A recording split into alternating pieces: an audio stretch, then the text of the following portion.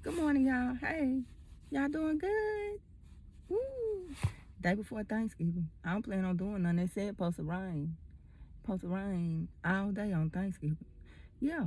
So I'm just speaking. If I got a little time, stuff like that. Um, you know, look, I'm thinking.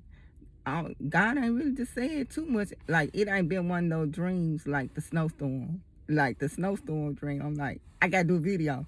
So he ain't kind to me like that, y'all. I'm just doing a video. Look. But maybe God looking down on me like, ooh, her heart. She just willingly wanting, you know, to help other people. That's my nature anyway, y'all. That's my nature. Helping other people. Like, that's my calling. That's my calling. Like, even in my visions, like the 2 visions I was telling y'all where I seen Satan. And I was like, I need to call 911. I don't never call 911 for myself. I always be calling on behalf of other people. Like, that's how those visions be. Like, in those visions where I'm like, ooh, 911, we need help. It ain't never for me. The help ain't never for me. The call that I'm making in the visions and the dreams is always for other people and not myself. I'm just driving through looking, and I'm like, this an emergency. That's how I respond in my dream. But it don't never be for me, though. I don't never be calling God for me like, God, I need your help. Maybe that's why he got me in the wilderness so I can go and call for myself, because I'm always so busy calling for others. Now it's time for me to focus in on me. But yeah, so yeah, in those visions, those 2 visions, and I'm just gonna speak on it just to, just bring remembrance, because they always pop back up. You gotta pay attention to every little detail. It's like reading the Bible. Like, when you read the Bible, that's why you can't let a preacher read the Bible for you. You got to read the Bible for yourself. That's something you got to do. You can't go on another man's word. And the thing about the Bible is that it gets manipulated because of the circumstances. Like, under certain circumstances, it said do this and do that, but you got to know the circumstances, or you gonna be applying it to stuff that the word ain't supposed to be applied to. You putting the word on it because thus said the Lord, and thus said the Lord was dealing with something completely different, a whole different scenario, and you done took it and made it your scenario. That's why you gotta read it. That's why you gotta read it. Yeah, I be putting that little stuff in the Bible now, in my heart,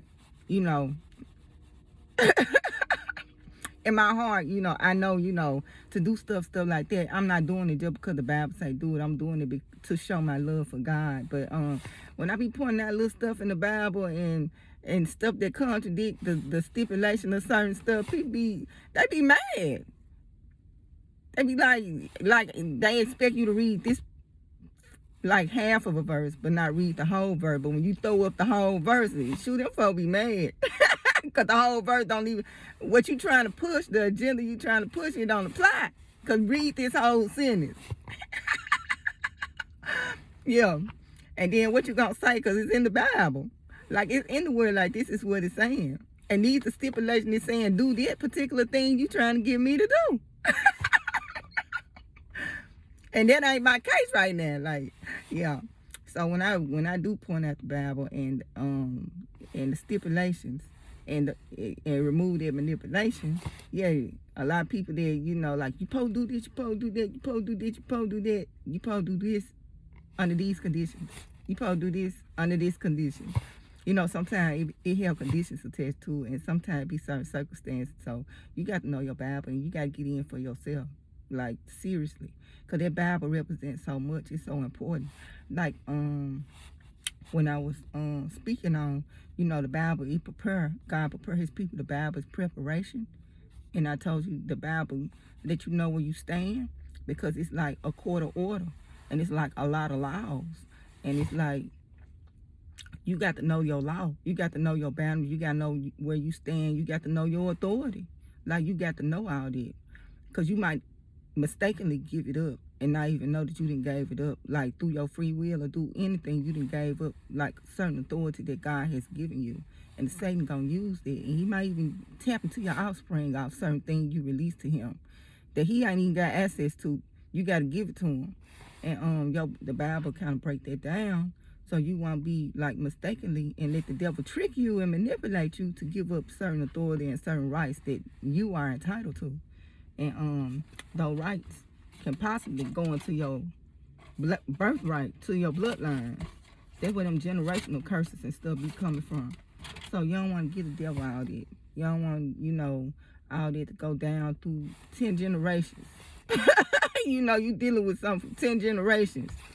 From something that been released to the bloodline because of the authority they were released, unknowingly. So the Bible's extremely important for that right there. Look, God got me on that right there and on that analogy. On knowing the law. And I don't want to confuse y'all because God is God and he can do anything. But when we fell and we was cast on earth, it's like a certain type of order that's going on right now. So when I say God can't go against himself, God can't go against his word. Because he go against, if he tell, like us, we might have a child and they might do something. We might be like, if you touch that, you will be, you can't go outside. Like we'll discipline our kids. We got a certain law for our kids. So we'll tell our kids something, for example. Like if you write on the walls, you're not gonna be able to go outside for today. Like that's what we instilled in them. That's the law. If they break the law, that's what it is. But that's the word. That's what's spoken. At that point, I'm trying to figure out a way to say this so that you can understand. But basically, it's like when you discipline your child and you tell your child that if you do or don't do something, you will or won't be rewarded. Look, I'm confused, y'all. God, give me an analogy to make this super simple. I need to make this super simple. So, basically, it's like with your child. I'm finna do it. I'm finna try to push through and do this and get this analogy together. But basically, it's like when you dealing with your kids and you tell them, wash the dishes or you can't go outside. You can't go outside until you wash the dishes or wash the dishes. I need you to wash the dishes. Like you giving them a directive to do something or you won't be able to go outside. So us being human, we might backslide on our words. So even though our child might not wash dishes, we might still let them go outside. Like we'll be like, oh, he ain't washed the dishes, but yeah, you still can go outside. Like us in the flesh, that's what we might do with our kids and stuff like that. God cannot go against his word. He is the word. If he go against the word, he is going against himself. So if he got something in place, and it's dealing with like, if you eat of the fruit, you should surely die. Like when he gave Adam that directive, that got to take place. That got to happen. Like if God told Adam, do not eat the fruit or you should surely die, and Adam ate the fruit, God already spoke and told him that if he eat it, he gonna die. So God cannot not let him die behind him doing something that he told him not to do. It's like he going against himself. It's like he going against his word. Do y'all get it? So it's certain things that God said, you can't do this, you can't do this, you can't do that, you can't do that. And if you do it, and if he intervene and step in, so it's like, you can't eat the fruit and still live. Because I just told you if you eat the fruit, you should die. So he had to incorporate, the dying process at that point, basically, behind it. So it's like he can't go against himself. So when he speaks something, he pretty much got to go through the motion or whatever is attached to it at that point. So that's what I mean when I say God can't go against himself. Like sometimes he want to step in a situation dealing with certain people, stuff like that, but him stepping in a certain situation because you release authority to Satan, he might be contradicting and going against himself, and he's not going to go against himself. Now, what he has done to kind of override and bypass the process, he sent his son, he sent Jesus. So he sent his son to like kind of counteract and kind of go through all the loops that he couldn't go through because he'll be going against himself. So he been sent, boom, let me send my son so my son can break all these laws and I can kind of step in and save y'all, because everybody destined for hell. Everybody is destined for hell. Not one person is going to make it to heaven if I don't do this. So he sent himself in the flesh to go against all the laws he created so that we can get back to heaven. Because based on the laws, and he can't contradict himself, he can't go against himself, we all was going to eventually end up destined for hell because we all going to break the laws, basically, y'all. We all flawed. We all gonna break the law. So he sent himself, which is perfect, to come through to break that curse, to break that curse, to break all of that, to break all those laws. And so now we got a chance into heaven. And he didn't create a whole lot of loopholes to just come through the flesh to break all those curses. So yeah. So now it's like, God doing everything to help us in this process, y'all. And the devil is on his back about them muscles. They did wrong. They gonna have to come to hell. Like he's doing a lot to try to get us in that place of hate. The place nobody wants to be with him. He trying to get all of us down there, but God doing everything in his power. In his power, because he done calmed down himself. And then also through that intercession. That's a loophole. So you can't pray over somebody and intercept, what might be best for them. So even if a person has given authority to the devil, you can't intercede over that person. You can't intercept, break that bond through intercession. Like intercession is very powerful because it can create a loophole, possibly. So you ain't just tied down. Like you could be praying for your son is like committed and doing drugs and stuff like that. Through your intercession, you can save people. Like intercession is very powerful, and it's like a loophole in a way. So y'all ain't finna get too deep into this. Like it's a lot. Speaking on all that, but yeah, that's what it is. Like whatever I'm saying, that's why I like to do video firsthand. Like it's just like. I'm not going back. Ooh, let me re-say this. Ooh, I wrote this down. It's like wherever I'm led, whatever come out of my mouth, that's where it's gonna be. Like, I ain't trying to be perfect out here because I ain't perfect. So I ain't trying to give y'all that persona either. So I'm just gonna keep it real and tell the truth and be as transparent as possible. Like, transparency is so important to me, and that's how I feel about God. Like transparency is so important. So God come to me about the good, but God also come to me about the bad, and I really do appreciate that. Like I don't like, dreams where you just showing me you blessing me. I like when you come to me and tell me trouble coming too, because I can prepare for that too. So I can prepare for my blessing and I can prepare for my trouble. And so I do appreciate, God not just being one sided and just throwing down all the good, then the bad come, I'm side-struck. So yeah, so I love transparency is very important to me, and I try to be transparent with my kids. Transparency, God give me transparency with him. Everything he show ain't good. It ain't good. It's for his good, but it ain't good. If that makes sense. Yeah, so I'm figuring ready to let y'all go. I was gonna speak on the 2 visions dealing with Satan. And I was telling you that in both of those visions, I'm crying out 911. I'm calling 911 for other people. But in the first vision, I saw this wild dog. It looked like, that movie, the first movie, horror movies that came out. This came out before Pet Cemetery. It's called Cujo. It's about a dog with rabies. A mutt with rabies. That's what Satan was in this vision. So it's in relation to that movie Cujo. Like look at y'all. Yeah, y'all. I went all the way back to 80s classic with them. I went all the way back to an 80s classic. But this right here, this movie is about Cujo. And Cujo was like this dog who ended up getting rabies.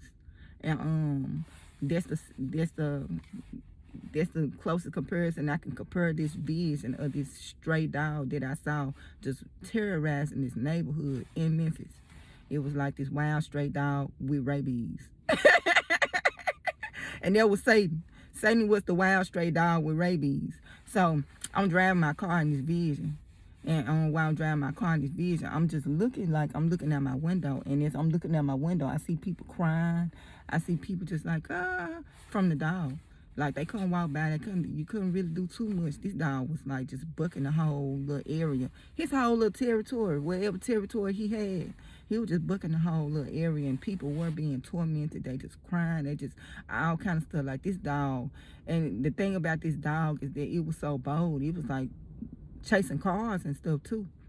And so when I drive past, I'm looking at this dog, this random dog just running up toward like my vehicle or whatever. So while I'm seeing this random dog run toward my vehicle, I'm like a little bit swerving, but I'm just like hitting the gas, just trying to go through. And as I go through the neighborhood, I see all these people, they just crying and despair and torment.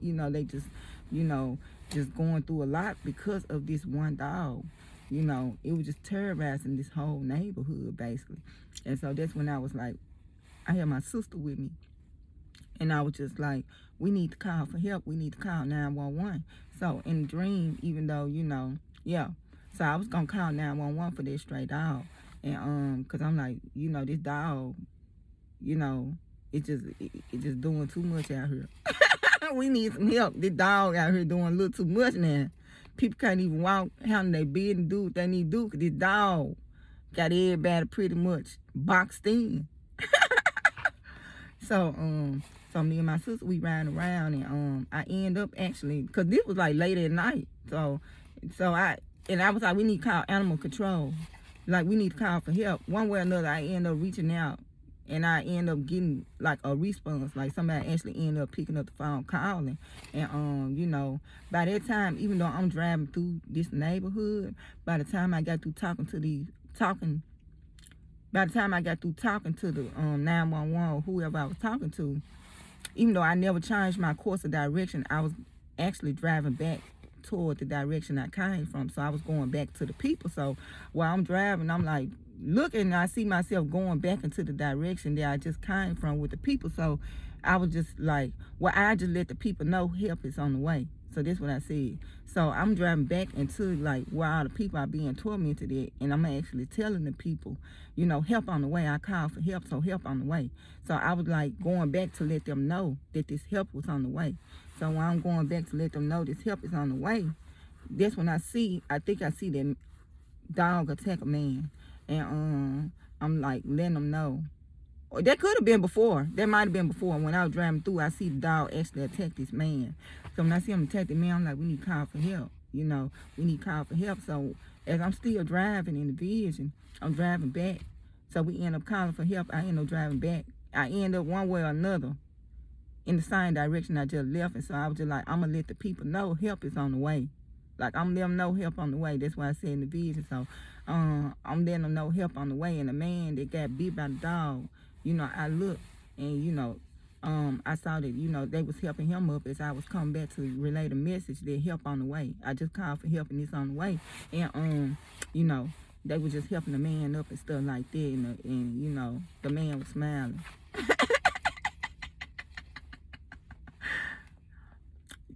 I'm like trying to leave some parts out of it. But that basically what was going on. And so, the man was smiling at me. The man was smiling. As I was coming back, the man smiled as I was telling the people it's help on the way. And that was the first vision. But the thing about that vision was I was in a vehicle, so I had a form of protection around me. Satan can't touch me right now. I got a form of protection around me. So in that particular vision right there, I had my car. So even though he attacking all these people, they didn't have no vehicle. They had to actually they was out there with Satan. But I was protected because I was in my vehicle. So even with him running up on my vehicle, it's nothing he could do. It's nothing he could do to me. Like, I'm fully protected.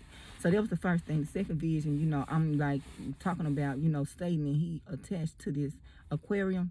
And I told you about the enclosure. It was like some kind of enclosure that had kind of boxed him in. I was protected. The enclosure kept me protected from him. Like, it's no way he could do anything to me. It's no way he could touch me. Like, it was nothing. Like, that's why I speak with such confidence, because of what I saw. But it was a form of protection around me where he couldn't touch me. But in the vision, why, even though he couldn't touch me, I saw that if somebody ended up getting into his enclosure. And the whole time I was like, I'm looking at this enclosure. Like, it's no way he could get out. The only way, in this particular vision, the only way he could even get close enough to you is you had to get in his enclosure. That's why I talk about illegal access. But in that particular dream too, it was a form of protection around me. It was no way he could get to me. It's no way that alligator could come at me, charging me, getting me. Like that, he boxed in. That's why when I was like, he boxed in. Yeah, he's boxed in. So it's a form of protection around me too. Oh, against Satan. Satan can't touch me right now. Like, it's a form of protection around me. And I just seen him the third time, but I just told you he was just slithering around. He was just slithering around in that dream. So it's a form of protection on me. So I don't ever be scared like everybody else be screaming, crying and stuff like that. I don't have that reaction. And I know it's due to the protection in God and what He got on and around me. That's why. But yeah. So that's what I was really gonna place emphasis on. Like, it was a form of protection on me and around me in those visions. So even though I'm seeing Satan and he devouring a man whole, and I was crying out, I was like, we need help because it's 911. This alligator eating this man. Like, it's never nothing dealing with me personally. Like, my cry out to God don't never be me, something going on with me. It don't be other people I'm seeing, and I be like, we need help. We need help. God, we need some help. This man it's something, Satan devouring this man, eating this man whole. We need some help right now. It always be for other people. So, the analogy of everything is like starting to come to me.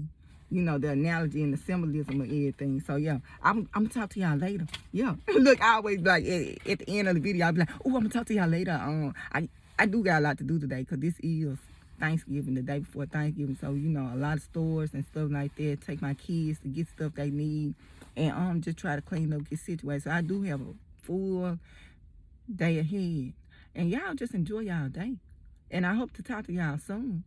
And yeah.